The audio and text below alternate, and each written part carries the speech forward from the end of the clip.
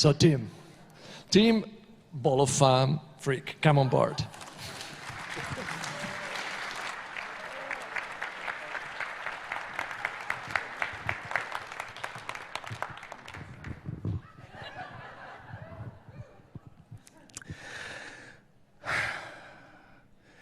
Good afternoon, lovely people. It's a real privilege to meet you here at this amazing conference in this extraordinary mystery we call being alive. And I want to make it clear that everything I'm about to say to you is built on a foundation of deep respect for that breathtaking mystery and the state of not knowing. And much of what I do is about awakening, which is about focusing on that mystery. I did that on Wednesday when I came and did a pre-conference workshop. But I'm also a philosopher and really just a very curious human being who wants to understand his life and hopes that if I could understand my life a bit better and I could share it clearly enough, it might help you. And what I'm looking for is a story which can embrace, on the one hand, the spiritual wisdom, which I find so compelling, and on the other, the scientific knowledge, which I also find really compelling. And I've been unable to find the story which does that, so I've had to make one up. And that's what I've done in my latest book, in my latest work, and I've called that philosophy emergent spirituality, and I've got 20 minutes in which I want to share that with you. And I've come all this way from England, especially to be here with you right now.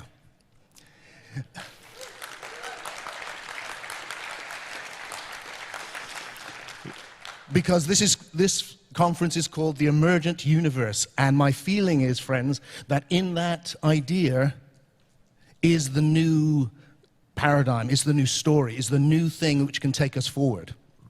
So what I'm going to do is I'm going to share a whole load of ideas very, very quickly, and I'm going to hope that you can hold on to them and then take them away and think about them later and see what you think. Okay, you ready? Here we go. I want to start with time. You've heard a lot about time as an illusion, all that sort of stuff. I don't see it like that. When I look at this moment right now, what I see is a process unfolding. It's always a process unfolding. Everything is a process. The whole universe is a process, and processes are made of time. So time seems fundamental to me. Time, far from being an illusion, it feels like time is reality. It's just that we haven't understood the nature of time properly, and I think that's because we have the wrong analogy. We have this analogy in English that time passes, like choo, choo. But when I look really closely, it seems to me that time doesn't pass. A better analogy is that time accumulates, actually. By which I mean there's more past now than there was when I started 2 minutes ago. There's more past now than when you came in, than when you decided to come here, than when the human body evolved, than when the Big Bang happened. There is always more past. And it seems to me that the past has not gone anywhere. The past is implicitly in the moment. That everything that has ever happened is implicit in this moment right now. And if that were not the case, it would not be this moment.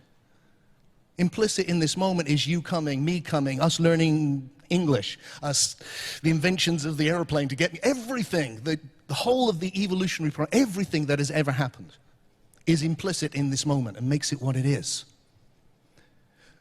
So when I look at this moment, what I see is, what it is the meeting of everything that has been and everything that could be. It's the meeting of the past and the possible. This unfolding of a process of form and something formless and timeless, possibility. Because every single moment that I've ever experienced has got two characteristics. It is unlike anything that's ever happened before. It's the realization of a new possibility, and it includes everything that's ever happened. Both. That's its nature. Here it is again. This moment has never happened before, and it includes everything that has ever happened. So it looks to me like the whole universe is the realization of potentiality. Where did the universe come from? Well, surely something we can say is it's come from the potentiality for the universe. And that what happened 13.8 billion years ago at the thing we call the Big Bang, which was the beginning of this flow of time, moment zero, is that a process started of realization of potentiality. And that realization of potentiality has been increasing as time has accumulated, as the past has accumulated. Now I want to pick up on an idea which a few speakers have touched on, which is that what we're experiencing here, this wonderful world that we experience, is how we experience it. But that what lies beyond our experience is best characterized as information.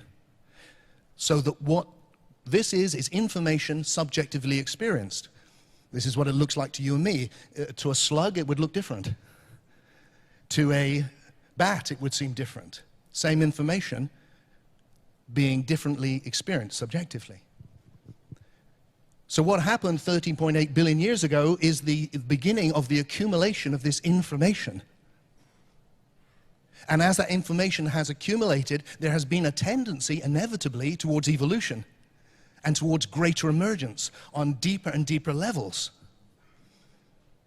So it starts very simple, but it's going to end spectacularly here.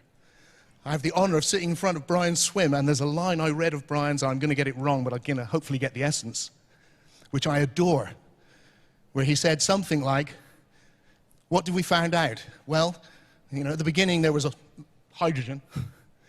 If you take hydrogen and you leave it for long enough, it learns to sing opera. That's the vision of the emergent universe, which is just extraordinary. So what's happened is that we've seen this emergence of information going on to many levels. So it started with the evolution of the physical universe, all the differentiation of that. And then we see it emerging as the life for the first time. There's life, and with life comes for the first time sensation, the first looking, the first listening. And then right at the end of this process, the latest thing, this experience of psyche. This experience we're having right now of a non-material dimension. You're experiencing a material dimension through your senses, but you're also experiencing a non-material dimension full of images, full of meaning. And it's nowhere. If you can spot it in the physical, in the world of the body, you're seeing a kind of monkey with clothes making funny noises. But these funny noises carry meaning, but there's no meaning in the funny noises. The meaning is all in the psyche.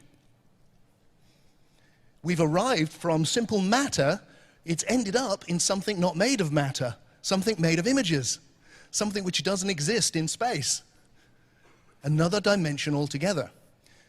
Now, the word psyche is the ancient Greek word for soul. So I'm going to call that soul. You can call it imagination if you like, I don't care what you call it. Just be conscious that you're experiencing it right now.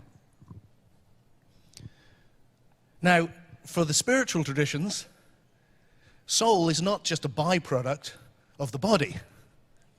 Soul is a whole dimension. In fact, it's the greatest reality from which we have fallen into matter. For the modern mainstream scientific story, it's all evolved, you know, matter, and then life, and then this byproduct from the body. What I want to suggest is they're both wrong, but they can come together if they make a slight change. What I want to suggest to science is that this dimension of soul is a whole new level of emergence. And that the great story of evolution has not just been a story of the evolution of matter and the evolution of life, but this third element, which is the evolution of the soul dimension. And I want to suggest to spirituality that this dimension has not pre-existed the universe, but has arisen through the universe. Because everything which has form has emerged in this process of evolution. Everything. And if you can get that, you can see what I'm saying is that information has arisen as matter, and then information has arisen as biology, and then information is arisen on another distinct level, which is immaterial, which is soul, which is what spirituality has always been concerned with. And that can help us maybe understand in a rational way the idea central to all spiritual traditions just about of the immortality of the soul. Because from the other perspective, that just sounds like woo-woo, wishful thinking, impossible. How can it be possible? Well, here's an analogy. It's just to be quick. When I wrote my book, I wrote it on my computer, and all the information was on my computer. So it looked like if I dropped my coffee on the computer, I would lose, it would all disappear. But actually, the information wasn't on the computer. It was on the cloud. It wasn't anywhere. The computer was here. It was on there, but it was also on the cloud, which was everywhere. The same information was there. More of it, actually. So that if this died, that was still there. What I'm suggesting is that something comparable is happening with information on these different levels. You can see that if you jump back to the body, the biological level is not a byproduct of physics. It's a whole level in itself. And it looks like this level, my body, is made of matter, but it really isn't. Because the matter in my body comes and goes. I spoke here at the first one 10 years ago. This is a completely different body in terms of atoms. Totally different. The matter is all new. But it's my body. Why? Because the body is information on a biological level, and physical information is passing through it. In the same way, it seems to me, we have arisen on another more emergent level, whereby in soul, we are information on a soul level, and biological information passes through. And it keeps its integrity. So you can begin to ask that great question, is there life after death, by just going, what we're really saying is, that experience we're having right now of sensation and imagination, when the body dies and the sensation stops, does imagination cease or not? Does that world of images continue? And my suggestion is that it does. And this is what people who've had near-death experiences report to us, and we have hundreds of thousands of these reports. And they sound like dreams. Why? Because they are. But not dreams in the sense of something unreal. Actually, a collective dream, which is, if you like, hyper-real. It's the most emergent level of reality, because it's come last. It took 13.8 billion years to get to this level.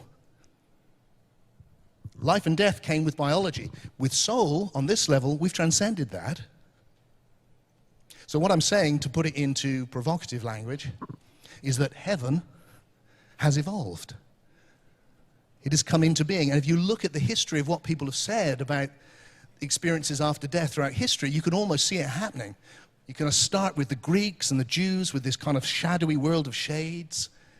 And you end with these incredible technicolor shared dreams that people are having today, full of everything. Because the world of soul has taken shape, just like the world of biology has taken shape, just like the world of matter before it has taken shape. And just as biology is not just physics, soul is not just biology. It transcends and includes it, and it is more emergent than it. So I want to suggest that the leading edge of this incredible process, which we are in, which we are, is awakening. And that if we can understand the evolution of the cosmos, we can actually understand what awakening is in a really interesting way. Because I said every moment is the meeting of the past and the possible, the becoming and the being, the forming and the formless. And that this has arisen and is realizing potentiality. So you can see one of the words you can give to this potentiality, one of the traditional words is spirit. You can call it Brahman, you can call it whatever you like. This potentiality is realizing itself as everything. And another way, that's objectively, to say the same thing subjectively, this potentiality is experiencing itself as everything. Every flow of experience, whether of sensation or imagination, is being experienced by this one vast presence of being. So what's happened through the evolutionary process, it seems to me, is we've individuated more and more and become more and more conscious until there's us. We're conscious of matter and biology, and then we're also conscious of soul. And if we become conscious enough, we can be conscious that we are conscious. And we can take our attention out of experience and take it back onto the experiencer. And when we do that, we find this vast, formless presence of being. And we find that my being is the being of everything. And that whilst I'm arising as this separate, individuating flow of form, what I am at my depths is one with everything. So that we can see a journey from primal spirit, if you will, which is an unconscious oneness, unconscious because it's un-everything. Primal spirit, unconscious oneness, becoming ever more conscious separateness until it is conscious enough to be conscious of its essence and arrive at conscious oneness. Unconscious oneness, conscious separateness, to conscious oneness. And that's the latest thing on the blog. I want to pick up something that Nancy was talking about and play with that. Because at some point in this amazing process, a whole load of cells came into a state of communion and created a body, which I experience as Tim. And I want to suggest to you that when we come into this conscious oneness as individual souls, as individual psyches, we also come into communion. And in that communion of souls, we are giving rise to another, more emergent level of this ever-expanding reality. And a good name for that may be God. That as we come into this oneness, a new emergent level is taking shape, of which we are parts. And I can't know what it's like to be God any more than a cell in my body knows what it's like to be Tim. But I know exactly what it feels like to commune in that oneness. Because it feels like the most enormous love. This just huge, limitless love. Because love is how the oneness feels. You wake up to that oneness and there's this... So there is a being of love and conscious oneness arising as we commune in oneness. And one name we can give that is God. And the problem with the idea of God and why it's fallen so terribly out of fashion is that you put God at the beginning, and God is kind of a crazy monster. He's not a being of love. If he's the source of all the suffering in the universe, I don't like him or her. And he's a bit nuts. I mean, really, if you want to get to soul, do you have to go through 120 million years of dinosaurs, really? Or 5 mass extinctions? He's indecisive, he's crazy, he's mean. The version which goes, it's come from potentiality and it's just forming itself, it's primitive, that works. So what I suggest is, God is not the source, God is the destination. God is the fruit of this evolutionary process. God is where the universe is moving to, and we are the means through which that is happening. So that the being of love, which I felt around me since I was a little boy, is a reality at the most emergent level. And the universe, the purpose, is to realize ever more and more and more emergent levels. That's what it's been doing for 13.5 8 billion years. And here we are at the leading edge of that process. And we have the choice how we form ourselves. You're made of your past. I'm made of my past. We're made of each other now. We choose how we make ourselves. And we can choose to find the most emergent things within us and bring them to life. And we can choose to wake up to this vast oneness and love, which is our essential nature, and bring that to life. And that's what I wanted to come from England to share with you, my friends. So thank you for your attention.